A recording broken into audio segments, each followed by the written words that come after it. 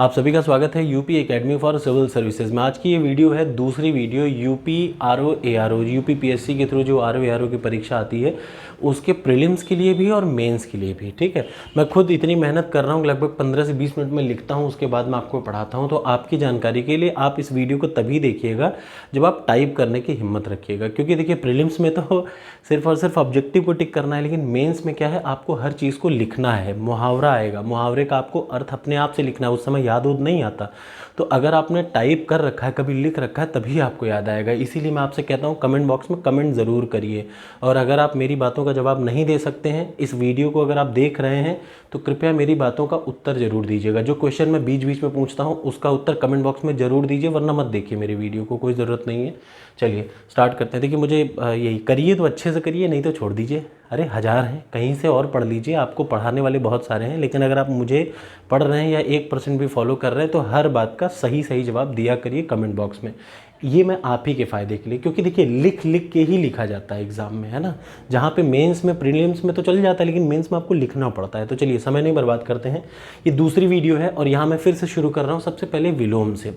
जो भी मैं बता रहा हूँ ना, ऐसा नहीं कि ये बहुत आसान है, ये छाँट छाँट के मैंने लिखे हैं, एग्ज़ाम में बहुत बार आए हैं तभी मैं लिख रहा हूँ। सबसे पहले विलोम को देख लीजिए। पहले तो मैं आपकी बातों का जवाब दे दूं। कल मैंने आपसे पूछा था मुहावरे, वो मुहावरे का मैं आपको बता देता हूं। सबसे पहले अन्न जल उठना और अन्न जल उठाना, दो अलग अलग मुहावरे हैं। ये यूपी पीएससी में कई बार पूछ चुके हैं, दोनों को पूछ रखा है। अन्न जल उठना और अन्न जल उठाना, दोनों में क्या अंतर है याद रखिए। अन्न जल उठाना मतलब अपनी सत्यता की परीक्षा देना, मतलब मैं जल उठा के कह रहा हूँ। ये नहीं लोग कहते हैं कि यार मैं जल उठा के कह रहा हूँ। तो अन्न जल उठाना मतलब अपनी सत्यता की परीक्षा देना। ये बहुत बार एग्जाम में आया है और ये भी बहुत बार आया है। अन्न जल उठना का मतलब किसी स्थान से संबंध टूटने का समय आना, ये होता है अन्न जल उठना। तीसरी चीज़ थी अंधा होना, जानबूझकर किसी बातों को क्या करना, नज़रअंदाज करना या ध्यान न देना, जानबूझकर किसी बातों को नज़रअंदाज कर देना, ये है मुहावरा। अब आज के मुहावरे का क्वेश्चन सुन लीजिए। आपको कमेंट बॉक्स में कमेंट करना है, आराम से हिंदी चाहे इंग्लिश में कमेंट करिएगा, लेकिन करना ज़रूरी है। अगर आप मेरी वीडियो को देख रहे हैं तो, नहीं तो मत देखिए, किसी और के चैनल को फॉलो करिए। मुहावरे मैं बहुत सीरियस कह रहा हूँ, मत फॉलो करिए, करिए तो अच्छे से, नहीं तो बिल्कुल मत करिए। मुहावरे में अब आपको बताना है कि मुहावरे और लोकोक्ति में क्या अंतर है। सभी बंदे जो जो देख रहे हैं वो कमेंट बॉक्स में कमेंट ज़रूर करेंगे कि what is the difference between लोकोक्ति और मुहावरा। और सुन लीजिए पहला क्वेश्चन ये, और भी बीच बीच में क्वेश्चन पूछूंगा जो आपको जवाब देना है, ठीक है। तो इकट्ठा लिखिएगा। विलोम पे आ जाइए। अत्यंत का विलोम होता है अनत्यंत। अक्सर लोग इसको गलत करते हैं, कई बार एग्जाम में पूछा है अत्यंत। अच्छा, एक बात का खास ख्याल रखिएगा, जब भी आप पढ़ रहे हो हिंदी, तो जो शब्दावली आप लिख रहे हैं ना, शब्दों पे बहुत ध्यान रखिएगा, बहुत ज़रूरी है। कहाँ पे न लगा है, कहाँ पे नहीं लगा है, इनसे पता है क्या है, आप जब वो होता है ना कि गलत वाला सेंटेंस सेलेक्ट करिए, वो वाला क्वेश्चन आता है तो आप ज़रूर गलत कर देते हैं। अशुद्धि को शुद्ध करने में यही गलतियाँ पकड़ी जाती हैं। अत्यंत का क्या होता है, अनत्यंत, ठीक। अवनी का क्या होता है, अंबर। अग्नि का क्या होता है, जल होता है, याद रखिएगा। अंतरंग का क्या होता है, बहिरंग। अंतरंग में देखिए अंत न ऐसे है, अंतरंग, लेकिन बहिरंग में ऐसे लिखा है। अभिव्यक्त को क्या कहते हैं, अनाभिव्यक्त। याद रखिए, अभिव्यक्त का अनभिव्यक्त नहीं, ना, अनाभिव्यक्त। और अटल का होता है चंचल। अटल का मतलब जो मूव ना करे, जो रुका रहे, जो अपनी बातों पे फिक्स रहे। चंचल का मतलब जो अपने बातों पे फिक्स ना रहे।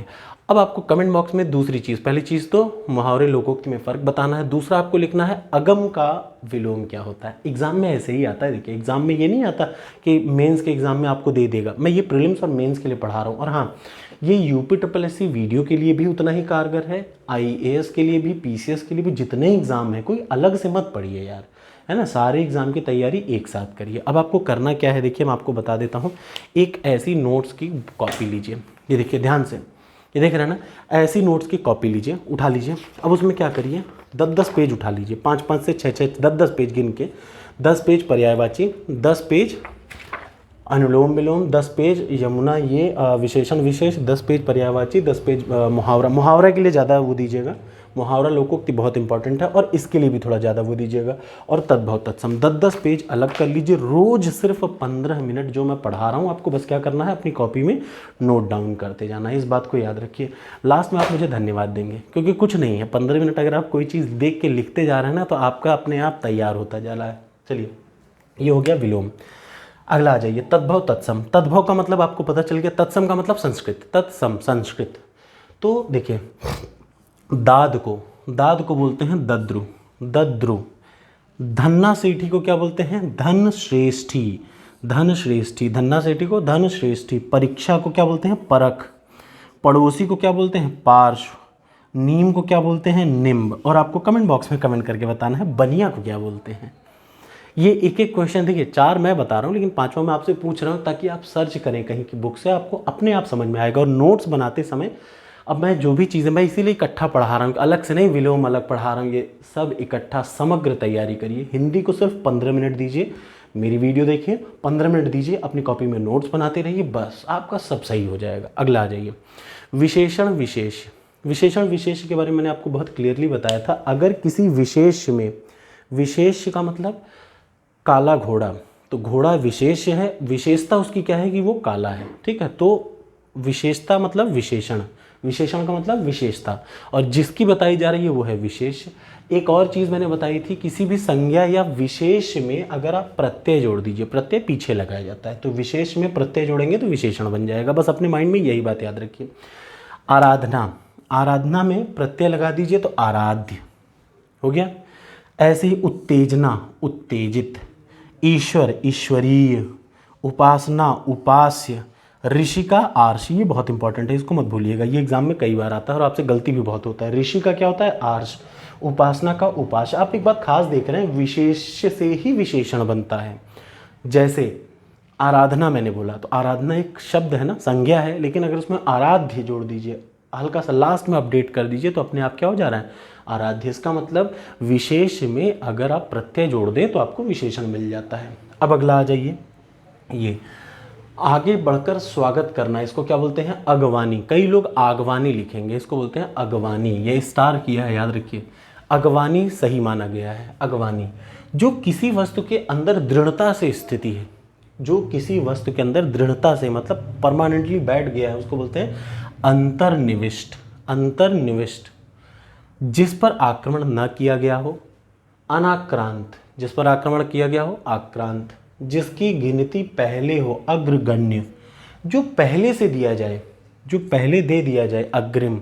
अब आपको कमेंट बॉक्स में करना है जिसके पास कुछ ना हो, ये आपका होमवर्क है, जिसके पास कुछ ना हो उसको क्या कहते हैं।